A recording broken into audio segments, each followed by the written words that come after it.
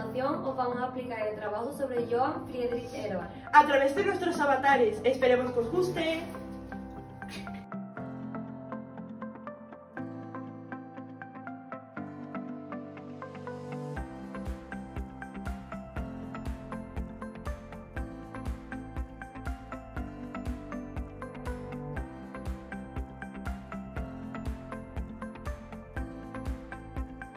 En primer lugar, vamos a hablar del nacimiento y fallecimiento de Johann Friedrich Herbar. Johann Friedrich Herbar nació el 4 de mayo de 1776 en Oldenburgo, Alemania.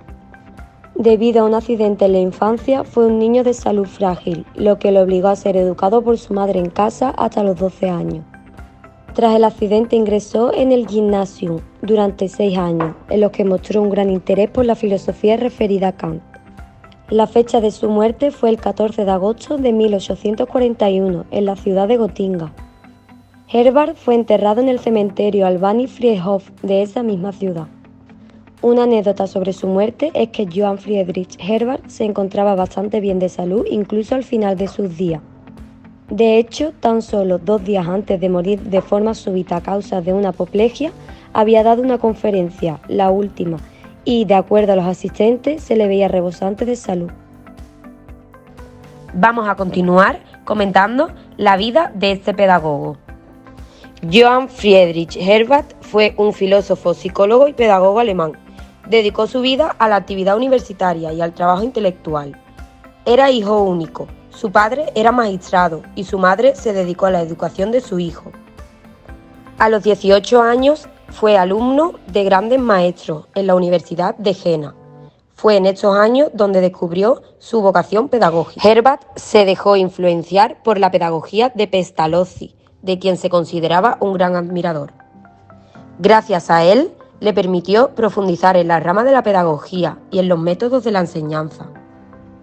Trabajó como profesor de filosofía en la Universidad de Gotinga en 1802 y en la de Königsberg en 1809. No por ello disminuyó su interés por la pedagogía. En 1810 fundó en Königsberg un seminario pedagógico con una escuela experimental ajena destinada a las prácticas didácticas. En 1835 volvió a Gotinga, donde ejerció la docencia hasta su fallecimiento. En el aspecto gnoseológico, la filosofía de Herbar es una inversión de la posición idealista. Pero más que a la filosofía, Herbar estaba vinculado a la pedagogía científica.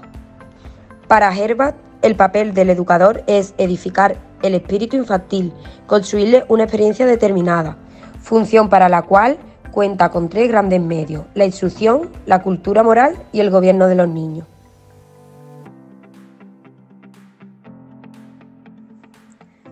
A continuación hablaremos de las principales obras de este autor.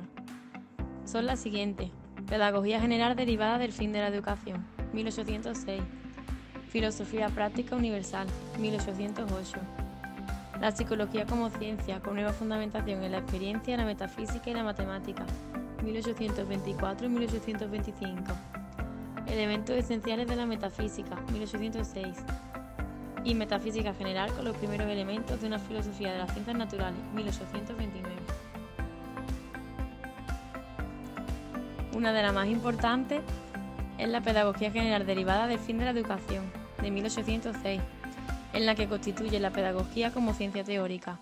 Con esta publicación aparece el primer sistema de pedagogía, en la que ofrece el primer intento de reducir a ciencia la variada y compleja suma de elementos que contribuyen a lo que llamamos fenómeno pedagógico.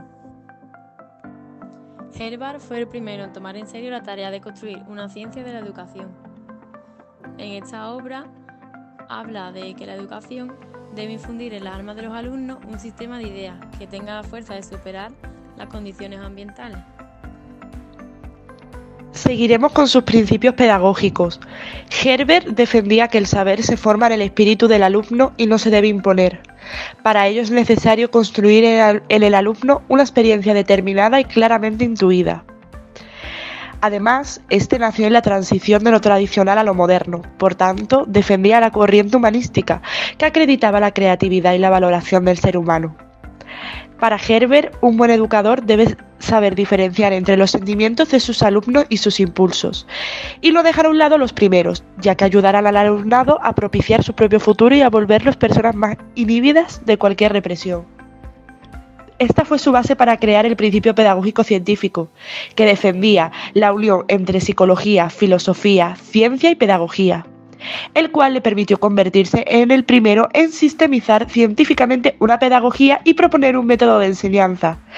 Además, recabó toda esa información en su libro Pedagogía General, donde nos habla de la pedagogía como un elemento importante para una sociedad armónica y donde nos define el concepto de enseñanza como sentimiento, disciplina, crecimiento y moral.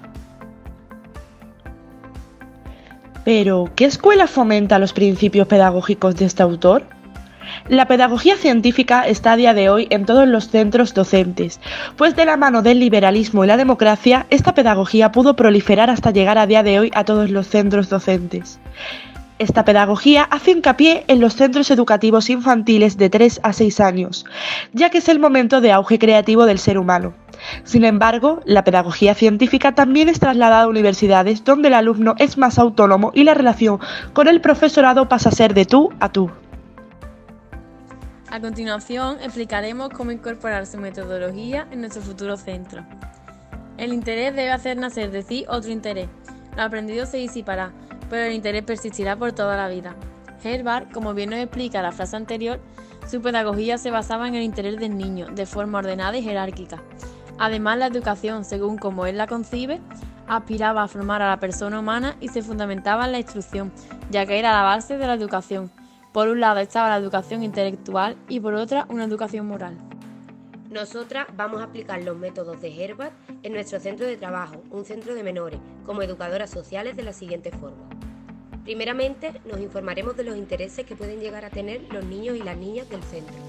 Una vez ya conocidos estos gustos, nos hemos podido dar cuenta que un gran número de usuarios y usuarias tienen un gran interés por la música en general, por lo que hemos visto oportuno relacionar las materias que menos les gustan, como historia, matemáticas, lengua, a la música.